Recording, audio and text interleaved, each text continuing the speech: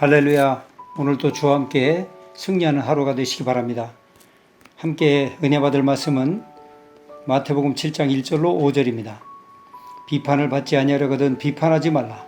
너희의 비판하는 그 비판으로 너희가 비판을 받을 것이요 너희의 헤아리는 그 헤아림으로 너희가 헤아림을 받을 것이니라.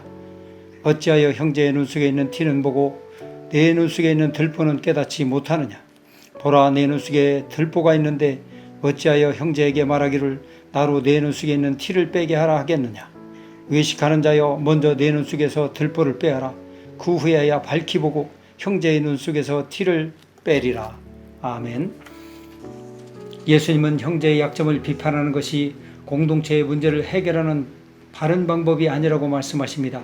그러면서 비판을 받지 아니하려거든 비판하지 말라고 말씀하십니다.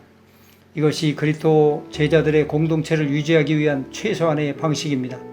공동체 안에서 상호 관계를 유지할 수 있는 최소한의 태도는 비판하지 않는 것입니다. 예수님은 하나님의 말씀에 근거한 건전한 판단을 금하신 것이 아니라 형제에 대해서 비평적이거나 정죄하는 태도를 지녀서는 안 된다고 말씀하신 것입니다. 왜냐하면 그런 비판은 또 다른 비판을 만들어내기 때문입니다.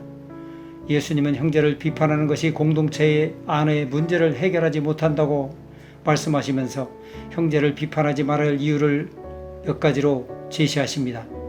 첫째 2절을 보면 너희가 비판하는 그 비판으로 너희가 비판을 받을 것이요 너희가 헤아리는 그 헤아림으로 너희가 헤아림을 받을 것이니라. 이는 공동체 안에서 우리가 형제를 대하는 방식대로 하나님이 우리를 그렇게 대하신다는 말씀입니다. 우리가 남을 판단하고 평가하는 대로 하나님이 우리를 판단하고 평가하시기 때문에 우리는 판단과 평가에 신중을 기해야 한다는 것입니다. 둘째로 형제를 비판하지 말아야 할 이유는 우리의 비판이 위선적일 수 있기 때문입니다. 어찌하여 형제의 눈 속에 있는 티는 보고 내 눈 속에 있는 들보는 깨닫지 못하느냐. 보라, 내 눈 속에 있는 들보가 있는데 어찌하여 형제에게 말하기를 나로 내 눈 속에 있는 티를 빼게 하라 하겠느냐. 외식하는 자요. 본문에서 말하는 외식하는 자는 실제로 여러 사람들처럼 큰 흠이 있으면서 그런 게 전혀 없는 것처럼 행동하는 사람입니다.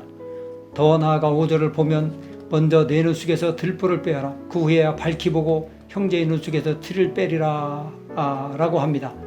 이 말씀은 공동체 안에서 형제 자매들에게 고통을 주고 공동체를 어려움에 빠지게 하는 자신의 들보가 다른 이들의 티보다 더 문제라는 것입니다.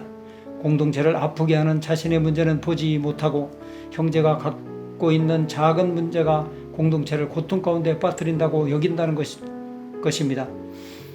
1절로 5절에서 예수님이 가르치시는 것은 믿음의 공동체 안에 있는 모든 지체가 연약하기 때문에 누구든지 문제를 일으킬 수 있고 그로 인해 다른 형제 자매들에게 고통을 줄 수 있다는 사실입니다.